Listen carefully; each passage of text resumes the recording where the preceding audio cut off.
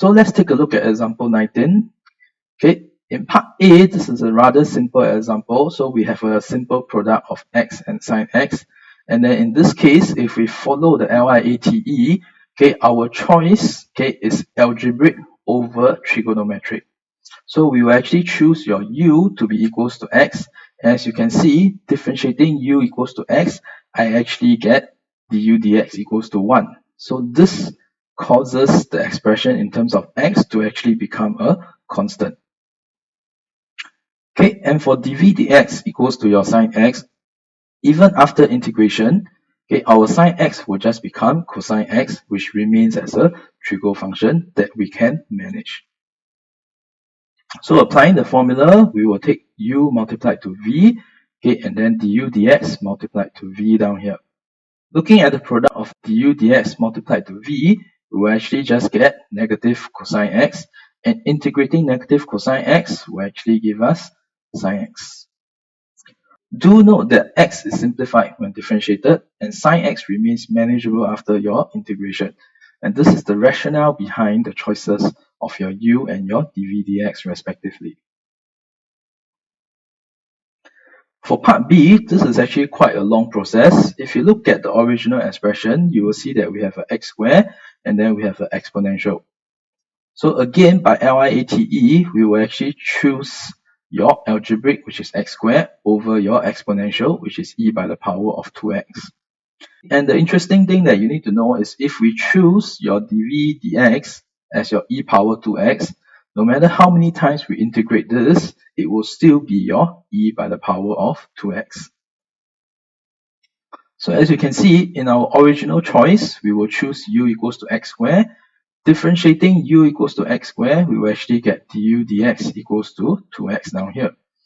So after applying your integration by parts, okay, what we will actually have is we will actually have an expression of your x multiplied to your e power 2x.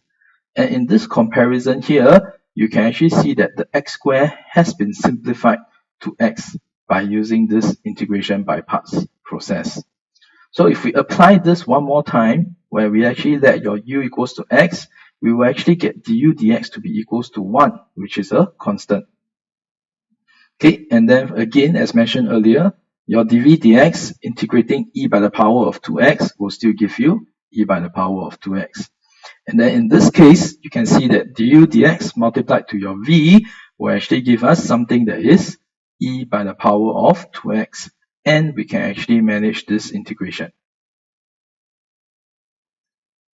So your x squared is actually simplified when differentiated repeatedly, while your e power x actually remains the same throughout. The last case is your ex multiplied to your sine x.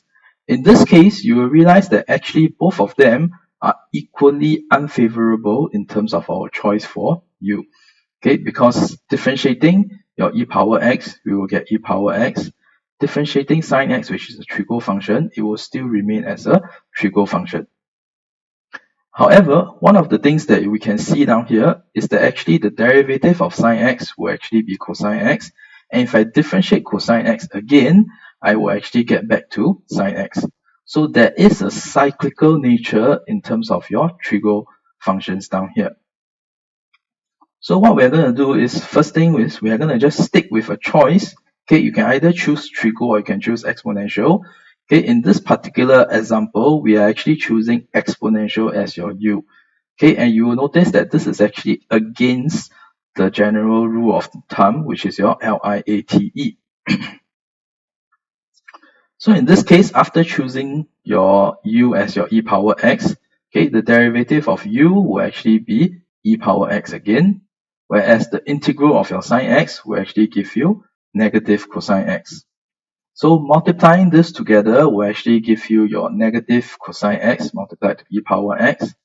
Okay, and then your du dx, okay, will also be e power x multiplied to negative cosine x. So as you can see, the two expressions look almost the same, just that one doesn't have an integration sign, the other has an integration sign. So in order to find this integral of your e power x multiplied to cosine x, we are going to apply your integration by parts again. Okay, and in this case, we should stick true with our choice of u. So in the earlier part, we actually chose u to be e power x, and we will choose u to be e power x again down here.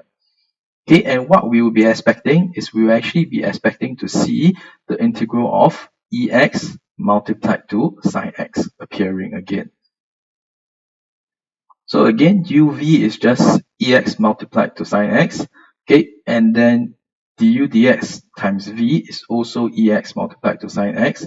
So what we have is ex multiplied to sine x minus away the integral of your ex multiplied to sine x. So as you can see, this particular equation has the same integral on both the left-hand side and the right-hand side. Okay, so at this case, or in this step, we can actually stop the application of your integration by parts, and we can actually try to make this integral, which we are interested to find, the subject of the equation. So if we rearrange this, okay, we will have 2 times of your integral, okay, on the left-hand side, and we have a simple expression down here, which is e power x sine x minus e power x cosine x. Okay, and what we can do is we can actually divide by half throughout, and this actually gives us a formula, okay, or an expression for the integral that we're actually interested in looking for. So just a note, usually for this kind of questions, we will only add in the arbitrary constant at the end of the manipulation, so that we don't confuse ourselves by manipulating your arbitrary constant also. So as you can see in part B and part C, okay, sometimes we may need to apply integration by parts twice, or sometimes even more, actually to arrive at the answer.